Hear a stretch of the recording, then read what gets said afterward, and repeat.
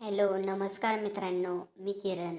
एका कंपनीमध्ये जॉब करत होतो, पण काही दिवसापूर्वीच माझा तो जॉब सोडला होता मी. आणि आता मी माझ्या मित्रांसोबत असंच फिरत होतो. मी आता काम करायचं म्हटलं तर आता माझ्या जीवावर येत होतं, म्हणजेच माझं जिवावर येत होतं. मी फक्त घरच्यांच्या आता जीवावर खात पीत होतो आणि दिवसभर बाहेरच मित्रांसोबत फिरत असत.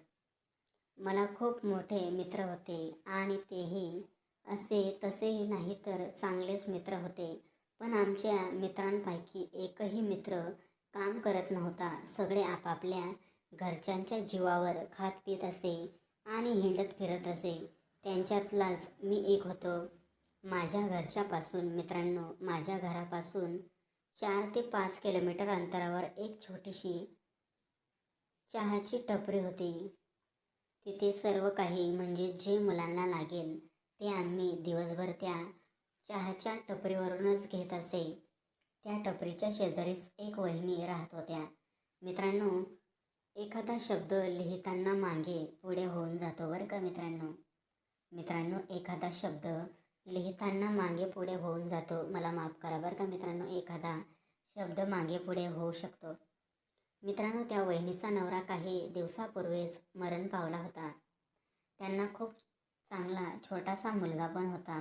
त्या वहिनी दिसायला एकदम भारी होत्या, सुंदर होत्या. पण त्या वहिनीने अजून कुठल्याही माणसाकडे म्हणा किंवा मुलांकडे म्हणा डोळा निरखून कधीही बघितलं नाही.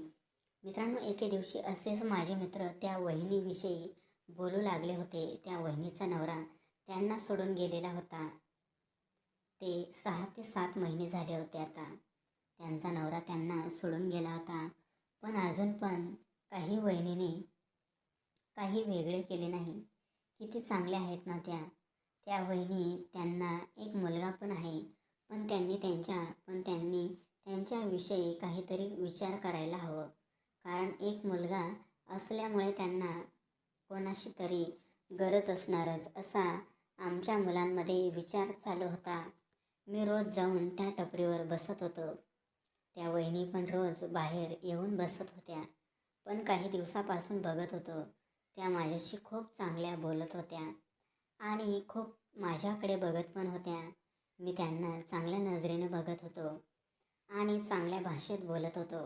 आता मी येता जाता त्यांना वहिनी म्हणून हाक मारत होतो आणि काय चालले म्हणून आम्ही काही विचारपूस करत होतो.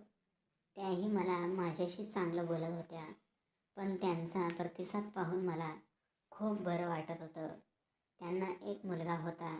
त्या मुलाला आम्ही हमेशा दुकानातून काही ना काही घेऊन जात होतो. त्या मुलाला आम्ही चॉकलेट, कॅडबरी, तो जे काही मागेल त्याला मी घेऊन देत होतो. मला आता त्याची सवय झाली होती. मला त्याचा आता लाड झाला होता आणि त्या मुलामुळे मी त्याच्या घरीही जाऊ लागलो होतो. मी त्याच्या घरी गेल्यावर वहिनी माझ्या खूप पुढे पुढे करत होत्या. त्या दिसायला खूप छान होत्या.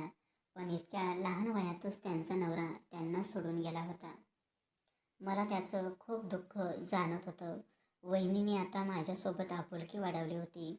मला आता त्या वहिनी खूप आवडू लागल्या होत्या.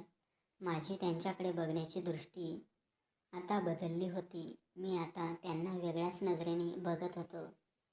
हे आता त्यांनाही कळालं होतं.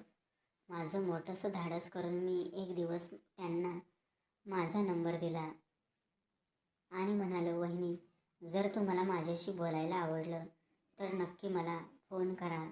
त्यावेळेस त्यांनी मला थोडेसे नखरे दाखवले. मला म्हणाले, मी तुमच्याबाबत असले विचार कधीच केले नव्हते आणि तुम्ही असले माझे विचार करतात. मी तुमच्याकडून ही अपेक्षा कधीच केली नव्हती. त्यांचं असं म्हटल्यावर माझ्या मनात प्रश्न आला. मी उगाच त्यांना माझा नंबर दिला. त्या माझ्याशी असं म्हटल्यावर मला बरेच नाही वाटले. मी 2 दिवस तिकडे गेलोच नाही. पण तिसऱ्या दिवशी मला होऊन वहिनीचा लगेच फोन आला. मग मित्रांनो, वहिनी बोलू लागली, आवाज ओळखीचा नाही का? मग वहिनी माझ्याशी बोलू लागल्या, हॅलो, कोण आहे? तेवढ्यात वहिनीसमोर मला आवाज ओळखीचा नाही का? आता मी ओळखलं होतं मित्रांनो. आणि मग मी म्हणालो, हो, ओळखलं आहे. तुम्ही मला फोन का केला?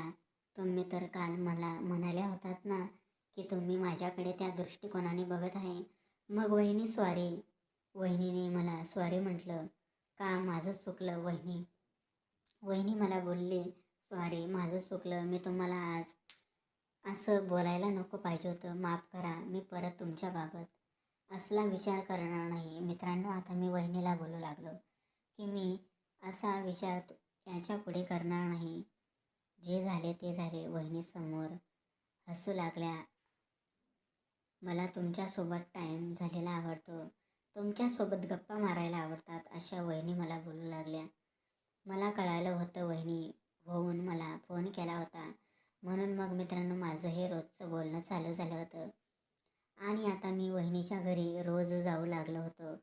आता वहिनीला पण चांगलं वाटत होतं मी बोललेलं. आता वहिनीच्या आणि माझ्या गप्पा रोजच चांगल्या रंगत होत्या. आम्ही दोघं खूपच आता फोनवर बोलायचं होतं. आणि मी आता रात्री त्यांच्याच घरी झोपायचो. मी रात्री पण त्यांच्याच घरी झोपत होतो. असं होत होत शेवटी मित्रांनो जे व्हायचं नव्हतं तेच झालं. आमच्या दोघांमध्ये जे व्हायचं नव्हतं तेच झालं. आणि शेवटी मित्रांनो मी त्या वहिनीशी लग्न केलं आणि माझं घर बसवलं.